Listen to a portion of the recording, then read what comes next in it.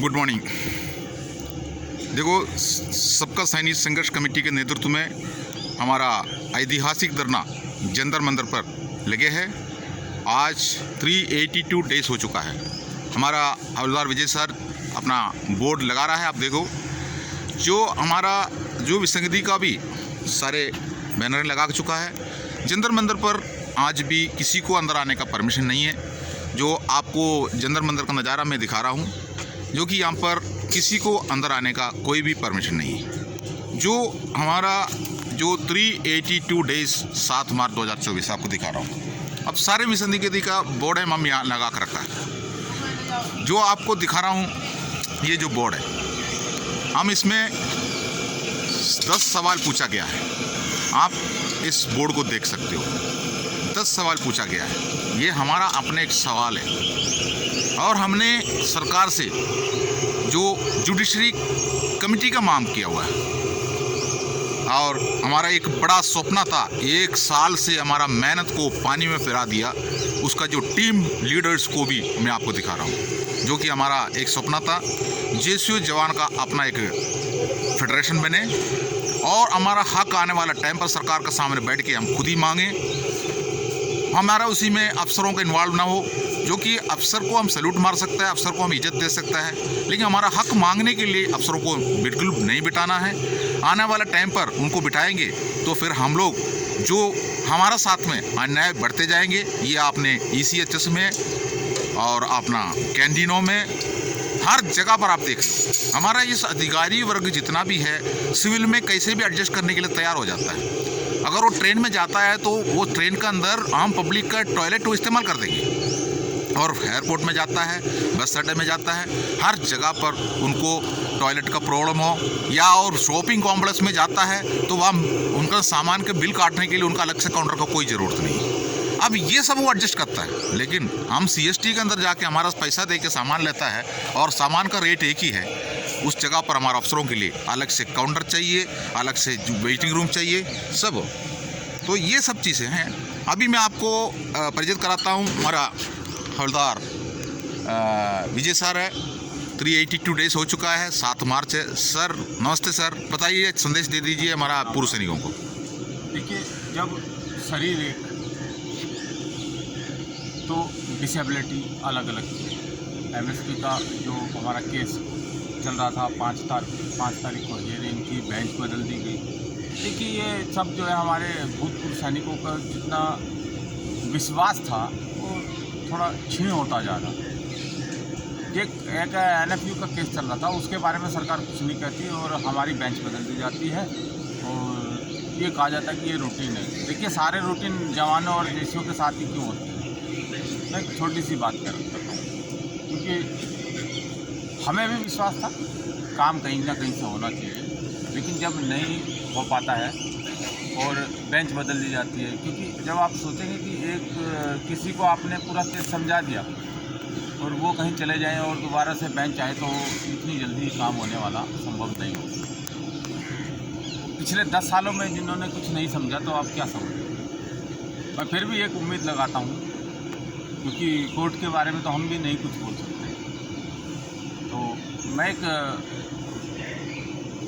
अपने माननीय high court से जो रिक्वेस्ट ही कर सकते हैं हम तो, कि देखिए, जो भी संस्था लड़ रही हो, उनका मंशा क्या है क्या नहीं है, लेकिन जो पूर्व सैनिक हैं उनका मान रखते हुए इस कोर्ट का निपटारा करना चाहिए हाई कोर्ट। आगे क्या होगा क्या नहीं होगा ये तो बाद में देखा जाएगा, लेकिन फिलहाल तो उन्हें करना चाहिए। ये बार बार कभी डेट ना देना, और नेक्स्ट हियरिंग भी देखिए, मेरे हिसाब से उन समय बोल रहे थे कि शाम के समय दी गई है।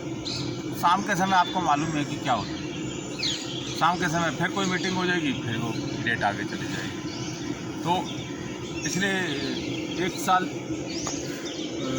13 दिन से तो हम भी यही देखते आ रहे हैं कि डेट आगे ही बढ़ती जा रही है। मेरा पूर्व सैनिकों से निवेदन है कि देखिए, समझिए, अभी भी समझिए, आप अगर अपनी विसंगतियों को आकर कहीं ना कहीं उठाना जरूरी है।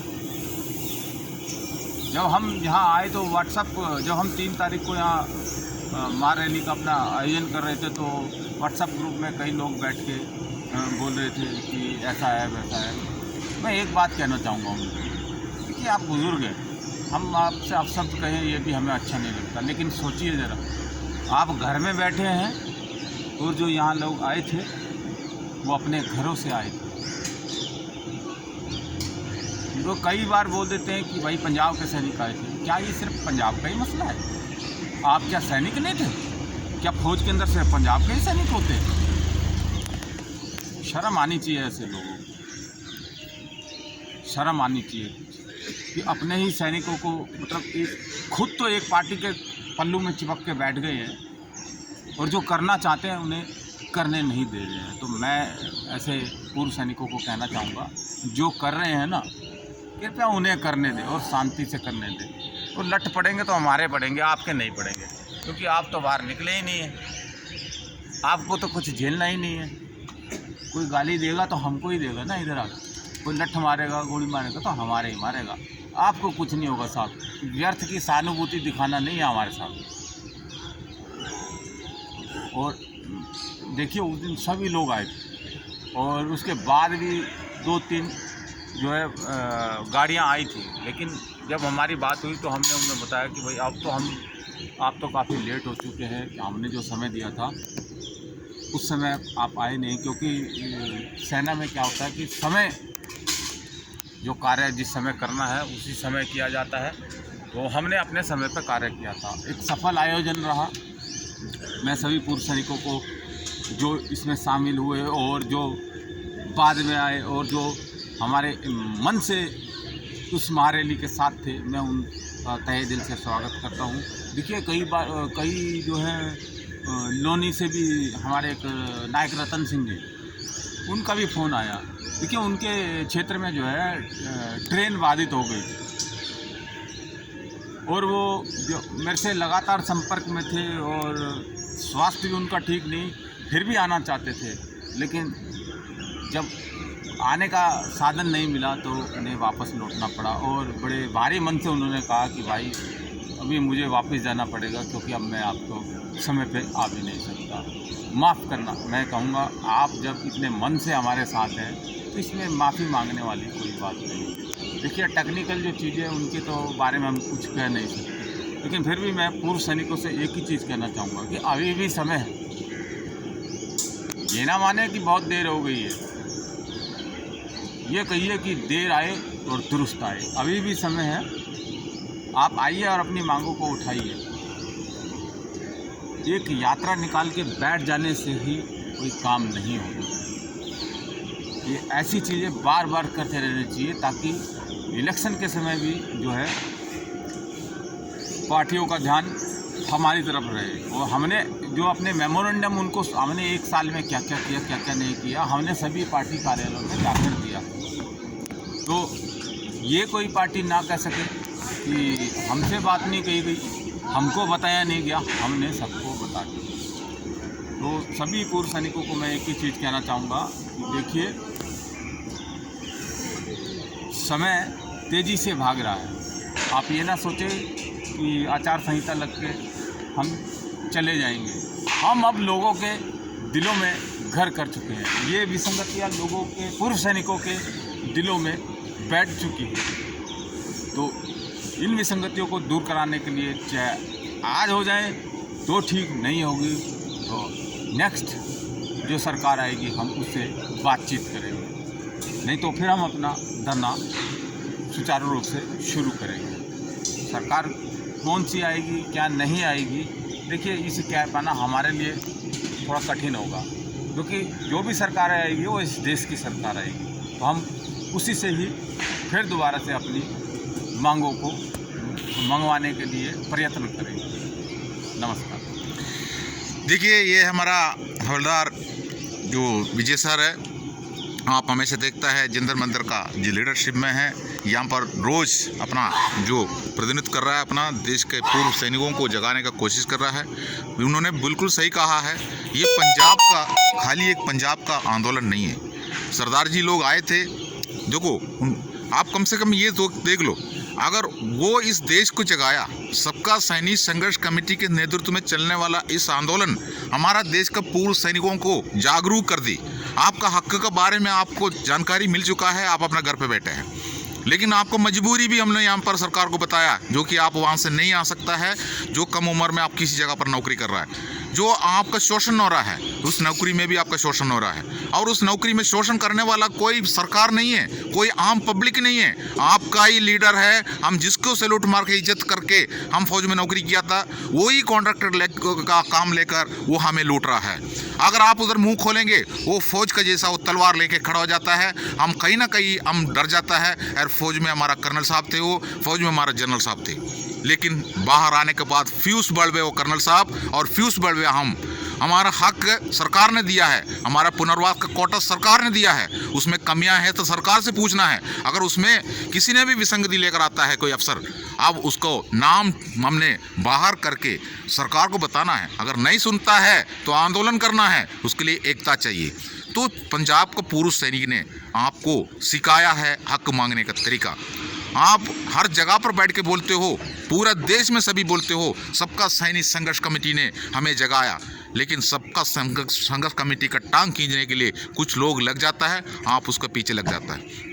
हमें एक सूचना मिला है, बहुत दुखी की बात है, मैं केरल का निवासी होते हुए भी, जो केरला से हमारा पास एक मैसेज कल आया था, जो कैंपेन चल रहा वहाँ पर कुछ पूर्व सैनिक, किसी भी दल का होगा, देशीय दल का होगा, अफसरों का दल का होगा, उन्होंने जो कैंटीनों में आके बोलता है, जो जंतर मंतर में जो आंदोलन चला था, वो देखो पुलिस का साथ में खेल रहा है, और पुलिस के साथ में पहले जाकर बातचीत करता है, उसके बाद बैरियर को तोड़ता है, उसका फ़ोटो बनाता है, और पुलिस के साथ में खेल के उन्होंने थाने में जाकर बैठ जाता है, उसके बाद शाम को रिहा होता है। देखिए, ये चूहा बिल्ली का खेल नहीं है, और दिल्ली पुलिस और जो पार्लियामेंट स्ट्रीट पुलिस थाना और होम मिनिस्ट्री के नीचे रहता है, वो खेलने के लिए नहीं बैठा है। उनके पास 24 घंटा काम करने के लिए उनके पास इतना जिम्मेदारियां हैं, और देश का सारे जितना भी पुलिस स्टेशन है हर राज्यों का, उससे भी ज़्यादा पावर उनको दिया हुआ है। वो खेलने के लिए नहीं बैठा है। यहाँ पर कोई सिनेमा शूटिंग नहीं चल रहा है। आप लोगों का किसी ने बैठ के जो बोल देता है, जो कि बाथरूम का साइड पर आप लोग शाम को नहाते टाइम पर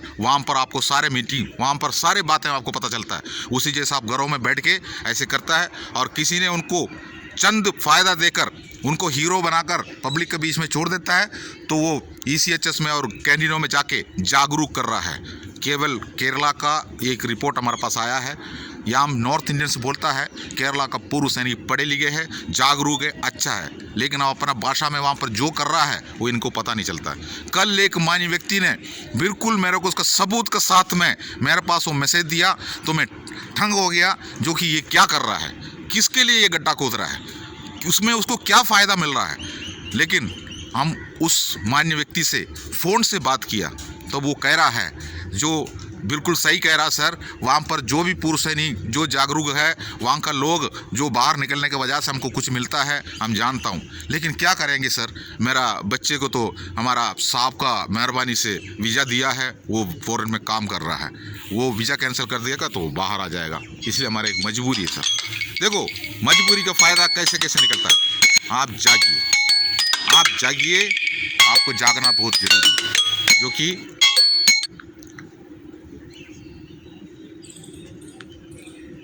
इसके अंदर एक फ़ोन आ गया अभी, इसलिए मैं आपको ये कहना चाहता हूँ, आप जागिए, अपना हक मांगिए, अपना हक खुद मांगना है, दूसरे को ऊपर मत करो, दूसरों पर भरोसा मत करो। हमें अपना सशन दिमाग है, फौज में मैं हमारे लिए दिया हुआ काम हमने खुद किया है, तो फिर हम क्यों डरना है।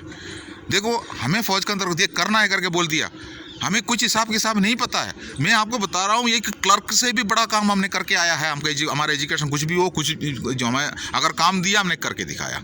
हम सारे जो सेना के अंदर जो भी ऑडिट वगैरह होता है, सारे लेगा चौक हमने रखता है, हम उसके लिए सीखता है। हर एक आदमी का पद तजुर्ब दिमाग है, किसी ना किसी जगह पर काम करके आया हुआ है, लेकिन बाहर आने के बाद हक मांगने के लिए हम कहीं ना कहीं तरीक़ा से हम अपने अफसरों के पीछे खड़ा हो जाता है। उनको जो फ़ायदा है उनको आगे लेके जाएंगे, जिसको फ़ायदा नहीं है वो चुपके से डर के बैठ जाएंगे।